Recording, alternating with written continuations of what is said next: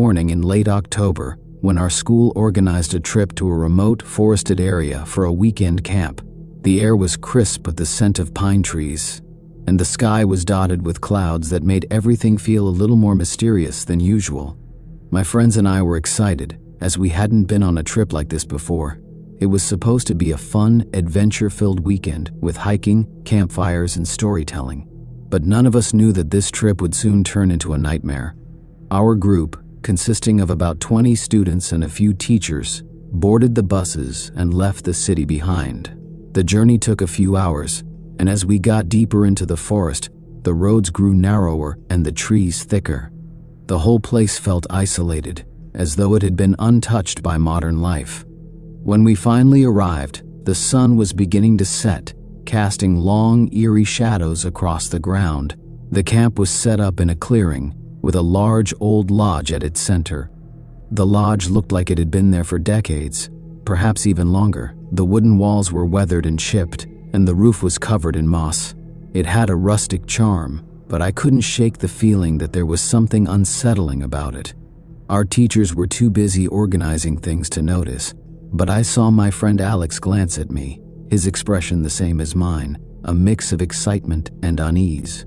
We quickly settled into our rooms. I was with Alex and two other friends, Lily and Sam.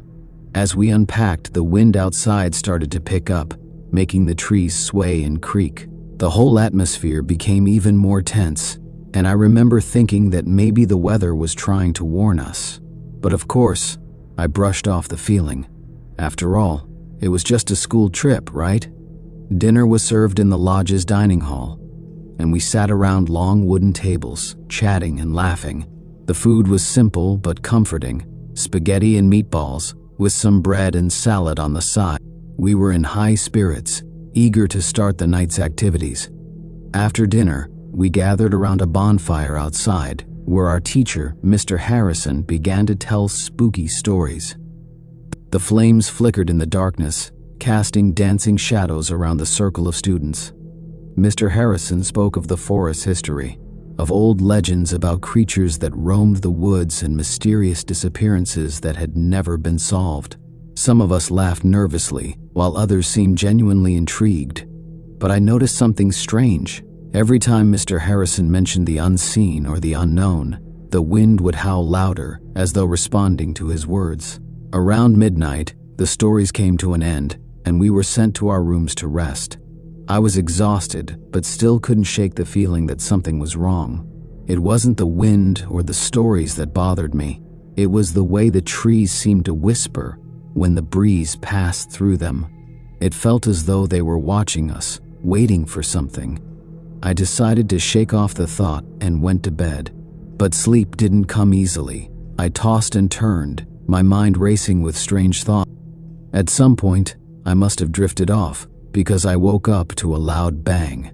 The sound echoed through the lodge, followed by another and another. It wasn't until the third one that I realized it was coming from the hallway outside our room. I was about to get up to investigate when Alex whispered, "Did you hear that?" I nodded, my heart racing. The banging sounded like someone or something was throwing objects against the walls. The noise grew louder, and the floorboards outside our door creaked with each step. It was as though someone was walking down the hall, dragging their feet. Lily and Sam woke up too, looking just as confused and scared as I felt. We all huddled together in the center of the room, staring at the door, unsure of what to do. The noise stopped abruptly, and then the lights went out. Complete darkness. The four of us froze in place, each of us holding our breath. Then we heard a soft, almost inaudible whisper. It was coming from outside our door. "Come out, come." "It's waiting." The voice was low and raspy, and it sent chills down my spine. I felt my body freeze with fear, but somehow I managed to find my voice. "Who's there?" I called out shakily. There was a long pause. Then the whisper came again, louder this time. "You shouldn't have come." The words sent a wave of terror through me. Something was terribly wrong. We couldn't just sit here and wait. Without thinking, I grabbed my phone and turned on the flashlight, but it barely cut through the thick darkness. I looked around the room, trying to make sense of what was happening. but the shadows seemed to twist and shift as though they were alive. "Maybe we should check the others," Alex said quietly, his voice trembling. We all nodded, though none of us wanted to leave the safety of our room, but we knew we had to. Slowly, we crept out into the hallway, the only sound our footsteps echoing through the empty, creaky space.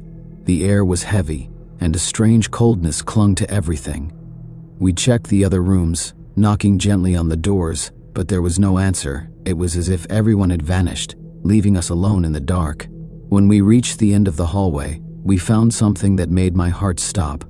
At the end of the corridor was a door, slightly ajar. A flickering light came from inside. We could hear soft murmurs coming from the room, but we couldn't make out the words. We hesitated, but curiosity pushed us forward. We approached the door, and just as we were about to step inside, the door swung open on its own. And that's when we saw it. The door creaked open, revealing a dimly lit room. The light was coming from an old lamp sitting on a small table, flickering erratically as though struggling to stay on. The air inside the room was stale, almost suffocating, and there was a thick layer of dust covering everything. As we stepped into the room, the door slammed shut behind us with a force that made us jump. The sound echoed through the hallway, sending a wave of panic through my chest. We all stood there, frozen, trying to make sense of what was happening. The room was empty, except for a single chair facing the wall. On the floor next to it was a strange symbol, drawn in what looked like chalk, though some of it had been smeared as if someone had stepped on it. The symbol was unsettling, twisted lines and shapes that didn't seem to belong to any known language. "What is that?" Sam whispered, his voice barely audible. "I don't know," Alex replied, his eyes wide, "but I don't like this." We all stared at the symbol for a long moment, unsure of what to do. It felt as though the room was closing in on us, its walls pressing against us with an invisible weight. Then suddenly, the lamp flickered one last time and went out, plunging the room into darkness. The only light we had now was the faint glow of our phone screens. And then came the whisper again, but this time, it wasn't outside the room. It was right in our ears.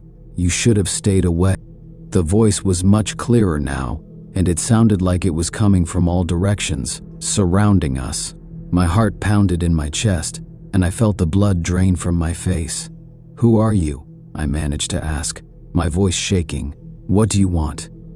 The air grew colder. I could see my breath in front of me as if winter had suddenly descended upon the room. The temperature dropped so quickly that it felt unnatural, like the very essence of the place was alive and breathing. In the pitch-black room, we heard a soft, scuffling sound, like something dragging along the floor. Then, a low, guttural laugh echoed through the space. "Help!" A voice whimpered from the corner of the room. It was a faint sound, but it was enough to send a surge of adrenaline through my veins. I turned toward the source of the voice, but the room was too dark to see anything clearly. "Who's there?" Lily called out, her voice cracking with fear. There was no answer, but the voice came again, this time louder and more desperate. "Help me. It's too late." Without thinking, I rushed toward the sound, my hand outstretched as I stumbled over the uneven floor. Alex grabbed my arm, pulling me back. "Don't go near it," he shouted. "We don't know what that is." But I was already too close. I felt my fingers brush against something cold and wet. The sensation made my stomach turn. I whipped my hand away and quickly turned around, my mind racing. The room felt suffocating, as though the very walls were closing in on us. Then, just as suddenly as it had begun, the room fell silent. The coldness lifted, and the air seemed to return to normal, though the heaviness remained. "What was that?" Sam breathed, his voice barely a whisper. I don't know," I answered, my heart still pounding. "But we need to get out of here." I glanced at the door, but it was no longer there. Instead, there was a wall where the door had once been. I panicked, my breath coming in short, sharp gasps. "We're trapped." Alex grabbed my arm, pulling me away from where the door used to be. "It's okay," he said, though his voice didn't sound convinced. "We just need to find another way out." We searched the room frantically, trying to find an exit. but there was no other door, no window. It was as though the room itself had swallowed us whole.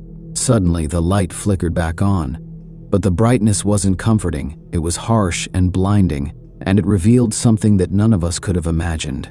In the center of the room, where the symbol had been, a figure stood. It was tall, impossibly tall, its limbs stretched unnaturally long. Its skin was ashen and wrinkled, like old decaying bark, and its eyes were dark voids, endless and empty. Its mouth was twisted into a grotesque grin, showing teeth that were sharp and yellowed like those of a predatory animal. "Help me," the creature whispered, though its voice was not human. It was the same voice that had whispered earlier, but now it was distorted, stretched out like a scream that had been trapped in the air for too long. We froze, unable to move, unable to speak. The creature took a slow step forward, and with each movement, the air grew heavier, more oppressive. It felt as though the very walls of the room were closing in on us, suffocating us. "Run!" I screamed. We all turned and bolted for the corner of the room, where there was a small door that we hadn't noticed before. We yanked it open, only to find a narrow staircase leading downward into darkness. The sound of the creature's footsteps grew louder behind us, its breathing hot and ragged. Without a second thought, we ran down the stairs, the sound of our feet pounding against the old wood echoing through the space. We didn't know where we were going, but we knew we had to get away from that thing. The stairs seemed endless, twisting and turning in ways that didn't make sense. It was like we were descending into some otherworldly place. I could hear the others behind me, but the sound of their footsteps grew fainter as I sprinted further into the unknown. Finally, after what felt like an eternity, I reached the bottom of the stairs. I was in a dark, damp basement. The air was thick with the smell of mold, and the only sound was the distant, hollow thud of footsteps above. But just as I thought we might be safe, I heard it. A soft, mocking laugh from behind me. I turned quickly, my heart thumping so loudly that I could barely hear anything else.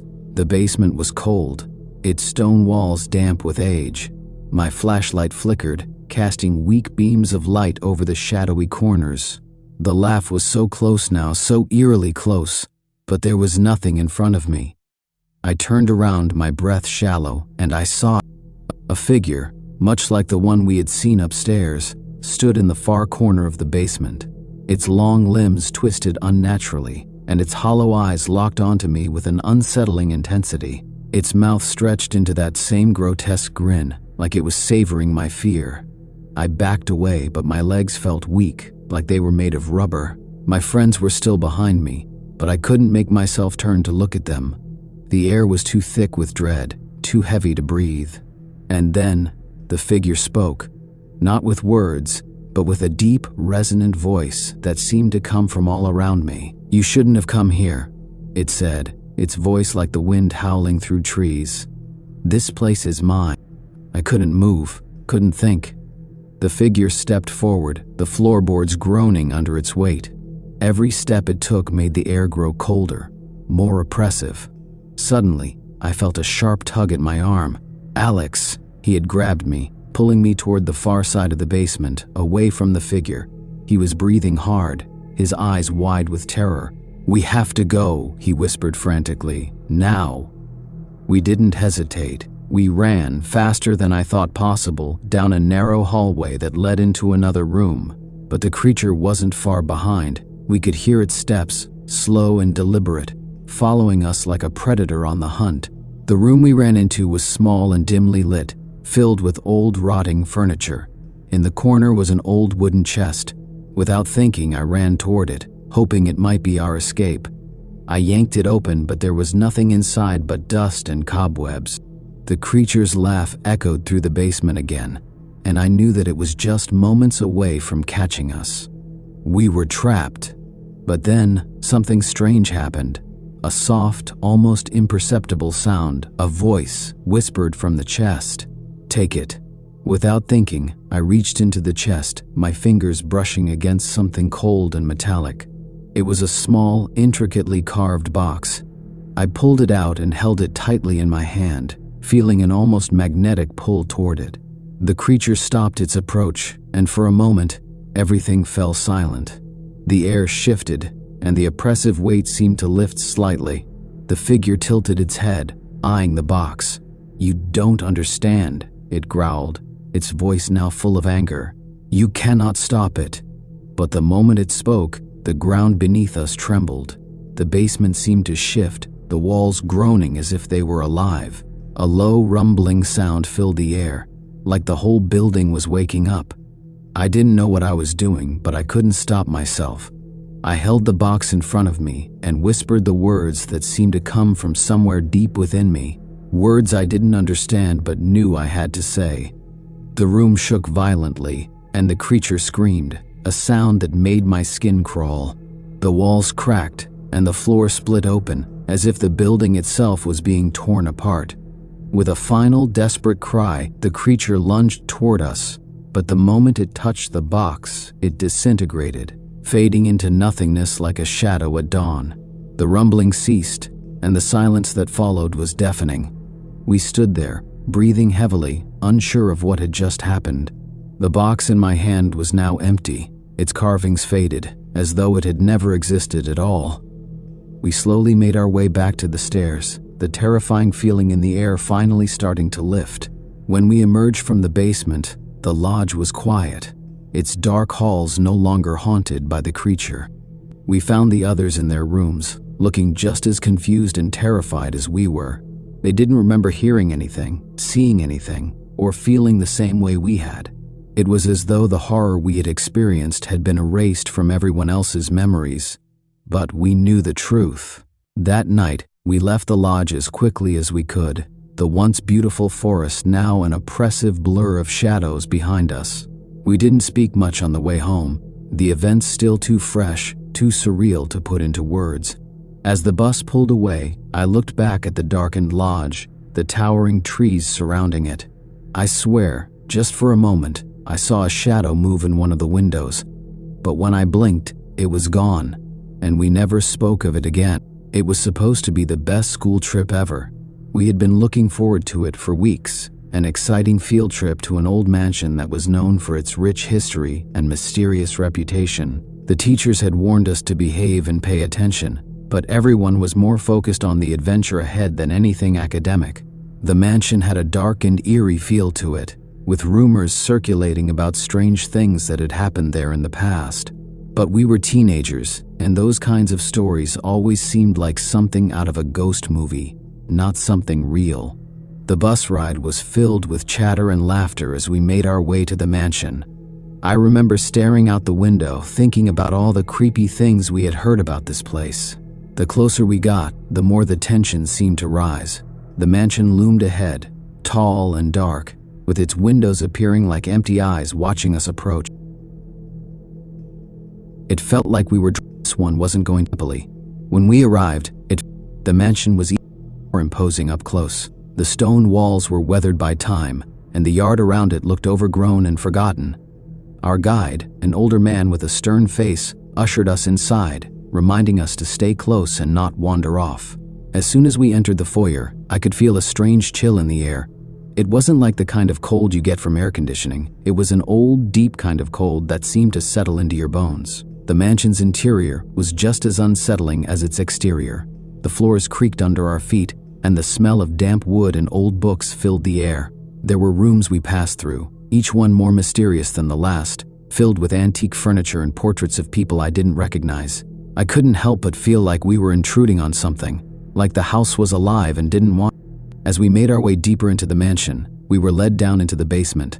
The guide warned us to watch our step, as the stairs were old and uneven. We did as we were told, but the moment we reached the bottom, the air became even colder. There was a strange feeling in the pit of my stomach, as if something was watching us from the shadows. Suddenly, a loud crash echoed from somewhere deeper inside the basement, making everyone jump. We stood frozen for a moment, not knowing what to do. The teacher urged us to stay calm, but I could tell she was just as unnerved as the rest of us. It didn't sound like an animal or anything explainable. One of the other students, David, tried to make light of the situation. "Probably just a mouse," he said with a nervous chuckle. But no one was laughing anymore. The guide quickly ushered us back upstairs, and I couldn't help but feel that the mansion was somehow pushing us out. Outside, we took a break and tried to shake off the weird feeling, but something was different. The whispers among the group grew louder, and I could see the fear in my friends' eyes. It wasn't just me, they were feeling it too. There was an unease hanging in the air, as if the house was alive with secrets it didn't want to reveal. That night, after dinner, we were allowed to explore the mansion on our own. I, along with two of my closest friends, decided to venture upstairs. The higher we went, the darker the place seemed to get.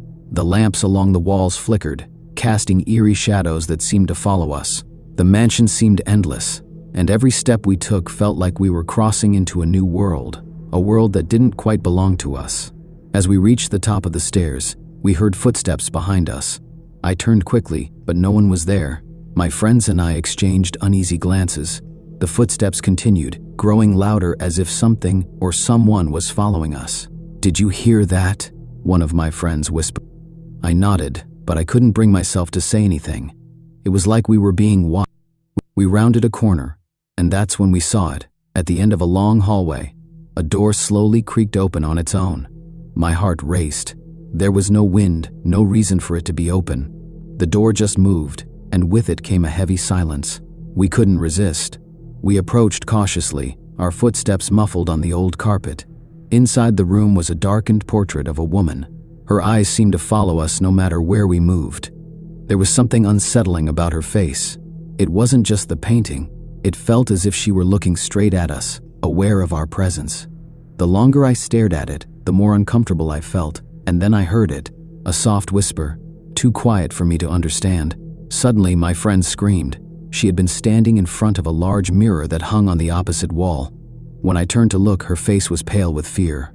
"Did you see that?" she asked breathlessly. "There was someone in the reflection." I glanced at the mirror, but there was no one there, just the three of us. But the fear on her face was real. We didn't stay long. We rushed out of the room and into the hallway, but something wasn't right. One of our friends, Lily, had disappeared. We called out for her, but there was no answer. We searched the entire floor, but she was gone. The mansion felt bigger and more oppressive now, like it had swallowed her whole. Panicking, we made our way back to the lobby, but Lily wasn't there. The teachers started asking questions, but no one had seen her since we split up. A knot of fear tightened in my chest. Something was wrong, something more than just a missing person. The mansion had taken her. That thought stayed with me as we were hurriedly led to our rooms. The next morning, the search for Lily intensified. The authorities were contacted, and they scoured the mansion from top to bottom, but no trace of her was found. It was as if she had vanished into thin air. I tried to tell myself it was just some terrible accident, but deep down, I couldn't shake the feeling that something darker was at play. When we finally left the mansion, the air felt lighter, but the weight of what had happened stayed with me. The bus ride home was eerily quiet. We all tried to talk, but the words felt hollow. Our minds kept going back to Lily and the strange things we had witnessed. I couldn't help but wonder if she was still out there, somewhere in that mansion, trapped by whatever force haunted the place.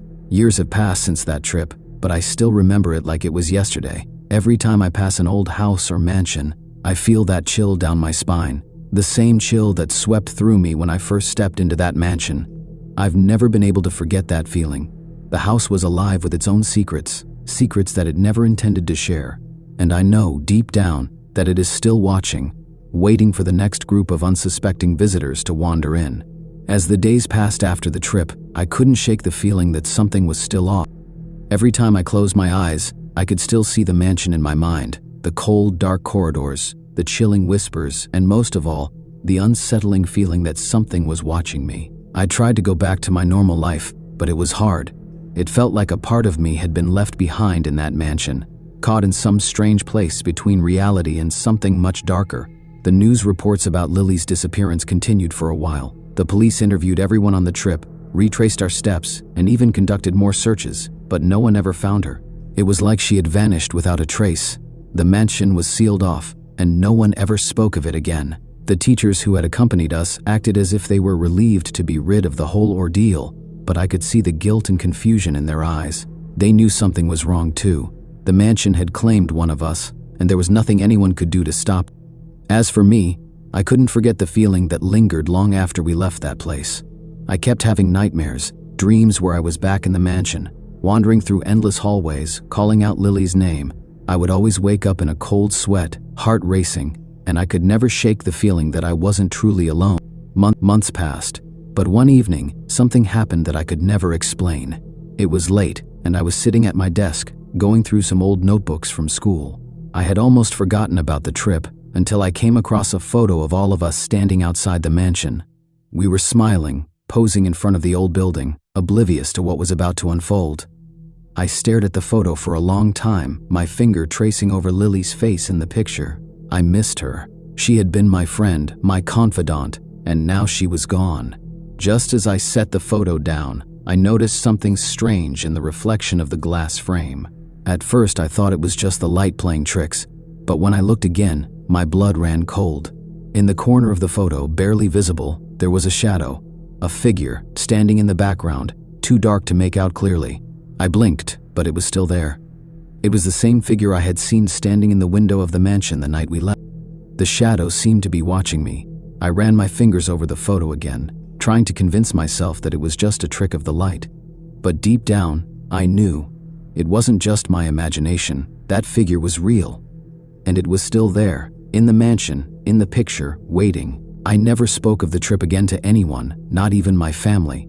It became a part of me I couldn't share, something that I couldn't explain. It was supposed to be the perfect school trip. I would never forget what happened in that mansion, and I feared that the mansion would never forget us. Teachers handing out forms, permission slips being signed by parents, and us, the students, daydreaming about the fun we'd have. We were going to a historical site in the middle of nowhere, surrounded by forests and mountains. Everyone said it would be educational, but none of us could deny the excitement of escaping the school routine for a day. It was the early morning when we all gathered at the bus stop. The sky was still dark and the air felt cool. The bus arrived and we hopped on, each of us finding our seats, chatting excitedly about what awaited us. The ride was filled with laughter, the occasional joke, and music playing in the background. But there was one thing none of us expected, the eerie feeling that something wasn't right. The location we were headed to was an old historic mansion that had been abandoned for decades. The building had once belonged to a wealthy family, but rumors swirled around town about its dark past. Some said it was haunted, others claimed that strange things had happened there, but no one really knew for sure. As the bus rolled closer to the mansion, the road grew narrower. The trees on either side were thick and dark, casting long shadows. The sky was overcast, and a mist seemed to creep out from the forest, covering the ground in a chilly embrace. It was the kind of atmosphere that made you look over your shoulder, wondering if someone or something was watching you. The bus slowly turned the corner and finally came to a stop at the foot of the mansion.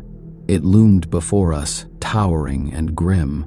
Its walls were cracked and weathered, windows boarded up, and the large iron gate creaked as it swung open with a gust of wind. Everyone grew silent as we stared at the place, the excitement now mixed with unease. "All right, everyone, gather up," Mr. Thompson, our teacher, called. We shuffled off the bus and into the courtyard, the crunch of gravel under our feet breaking the eerie silence. The air felt heavy, as if it didn't want to let us in. The tour began, with Mr. Thompson leading the way and our other teacher, Ms. Jenkins, bringing up the rear. We walked in a single file, following the narrow path toward the mansion's front door. It was strange, almost as if the mansion itself was watching us, the large windows dark and empty, like hollow eyes. Once inside, the mansion's atmosphere grew colder, and the silence pressed down on us. Dust coated every surface, and the old wooden floors creaked with every step we took. The walls were adorned with old portraits of people with stern faces, their eyes seemingly following us as we moved through the halls. I couldn't help but feel like we weren't alone. "You'll notice that this mansion was built in the late 1800s, Thompson explained, his voice echoing slightly in the large empty space. "It belonged to the Holloway family, who mysteriously disappeared years ago. Some say they were victims of foul play, others say they just vanished one night, never to be seen again." The hair on the back of my neck stood up as I listened. There was something about the place that made my skin crawl. I wasn't the only one who felt it. Several of my classmates were fidgeting nervously, exchanging looks. As we moved deeper into the mansion, the atmosphere grew darker. A cold breeze swept through the hallway, even though the windows were sealed tight. The lights flickered above us, casting eerie shadows along the walls. "That's weird," said Sophie, one of my friends. "Did the lights just flicker?" Before anyone could respond, the temperature dropped even further, and a faint whisper echoed through the hall. At first, I thought it was just the wind, but as I strained my ears, I realized it wasn't. It was something else. "Did you hear that?" I whispered to Sophie. She nodded, her face pale. It sounded like a voice. We turned toward the others, but they were too far ahead, oblivious to what was happening. The whispering grew louder, clearer. It sounded like someone was calling my name. "Emily, Emily." My heart raced. My legs felt frozen to the spot. I wanted to turn around and leave, but I couldn't. The voice was too captivating. It was as if it was drawing me toward it, pulling me deeper into the mansion. I took a step forward, and suddenly the ground beneath me shifted. My foot caught on something that wasn't there before, and I stumbled. I looked down and saw an old rotting staircase leading downward, hidden beneath a thick rug. The stairs creaked, protesting under my weight as I stepped closer. "Emily," the voice whispered again, louder this time. It seemed to be coming from the basement. Without thinking, I took another step, then another. Sophie grabbed my arm, her eyes wide with fear. "Stop! What are you doing? It's not safe," she begged. But it was too late. My feet moved on their own, and I descended into the darkness below. The air grew heavier with each step. When I reached the bottom, I found myself in a small, dimly lit room. The walls were lined with dusty old bookshelves, and a single candle flickered in the corner. I wasn't alone. A figure stood before me, pale, thin, and dressed in tattered clothing. It was a woman, her face hidden behind long dark hair. I couldn't breathe. My heart pounded in my chest as I tried to move, but my legs felt like lead.